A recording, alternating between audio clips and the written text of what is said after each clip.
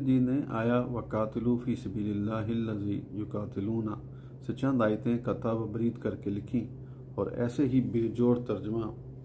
इस तरह लिखा, अल्लाह की राह में लड़ो, उनसे जो तुमसे लड़ते हैं मार डालो तुम उनको जहाँ पाओ, कत्ल से कुफर बुरा है, यहाँ तक उनसे लड़ो कि कुफर ना रहे और होवे दीन अल्लाह का, उन्होंने जितनी ज़्यादती की तुम पर उतनी ही ज़्यादती तुम उनके साथ करो। एतराज़। इस त्राशिदा कता बरीद किए हुए तर्जमे पर पंडित जी ने ये एतराज़ात किए, अगर कुरान में ऐसी बातें ना होती तो मुसलमान लोग इतना बड़ा जुल्म जो कि गैर मज़हब वालों पर किया है ना करते।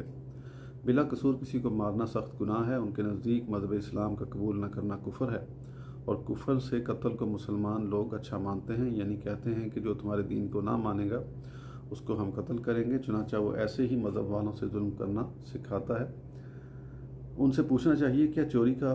इवज़ चोरी ही है, जितना नुकसान हमारा चोर वगैरह